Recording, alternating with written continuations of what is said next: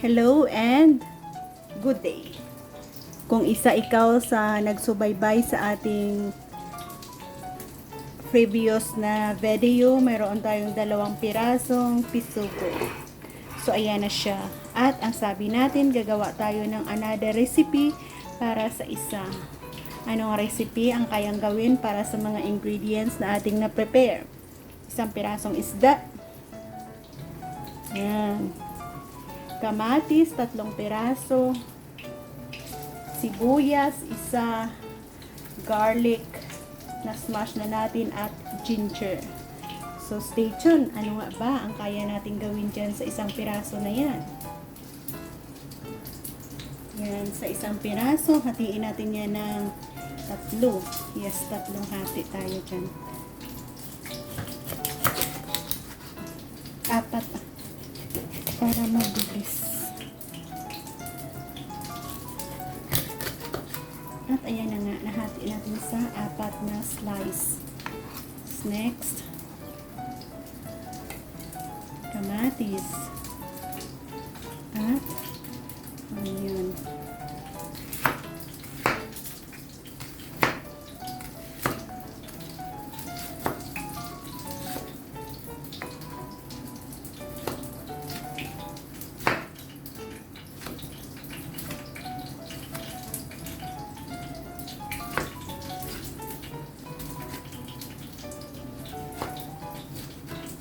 Alam niyo na kung ano, para sa ano ang sangkap na ito?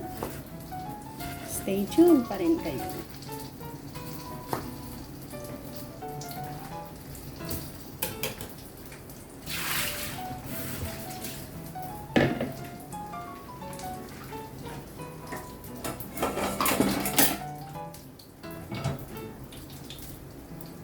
Yan, dyan natin i-arrange. Wala pa tayong apoy na nilagay.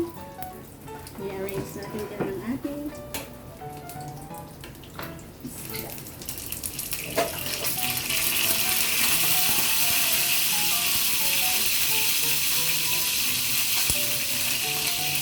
Bakit kayo may narinig na tunog? Dahil 2 klaseng isda ang aking niluluto. Ang isa, piniritong codfish, at ang isa ay, ayan na nga. Pakita ko sa inyo ang aking piniritong isda. Yan, gumagawa ako dito ng isang slice ng piniritong isda para sa aking palangga, dahil hindi naman siya kumakain ng may vinegar. Arrange natin dyan. Kamatis na madami.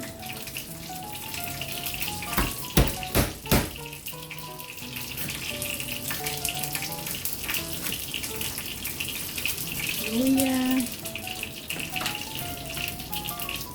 onion, garlic, and yan. Pakagay ng saiting.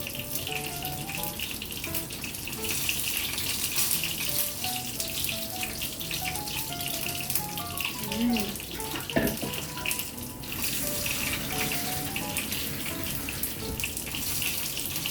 Lagyan ng tubig, black pepper,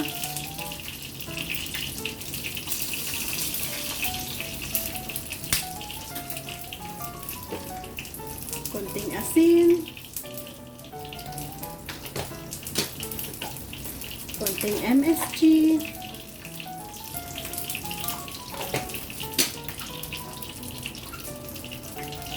soy sauce. Oh.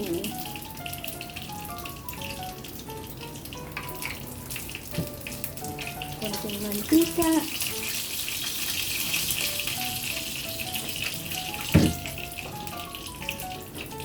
Ang ating vinegar. Spice vinegar. Maanghang ko eh. Plus ang ating mirin na sweet vinegar. Sweet.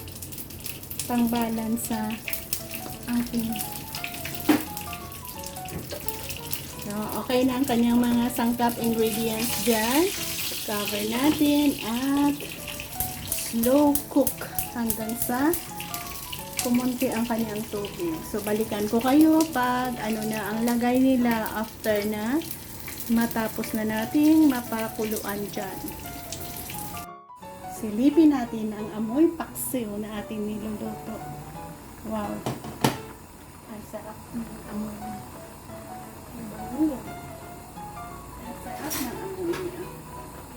Pero hindi pa tayo tapos dyan dahil gusto nating kumunti lang ang tubig niya.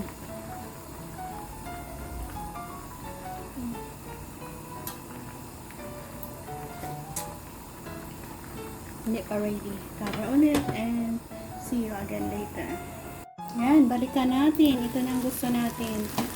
So, wala na siyang tubig at ang katas na ng kamatis ang nandyan. So, thank you for watching. Ito ang ating adobo paksiw. So, yan na siya guys. Bye-bye and God bless us all. Salamat sa inyong pagsabay sa aking pagluluto. See you again sa ating next video.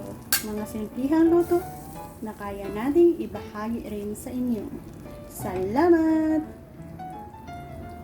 So yan, gusto kong ipakita ang 1 serving, 2 slice ng ating kinakain with sauce niya na konti.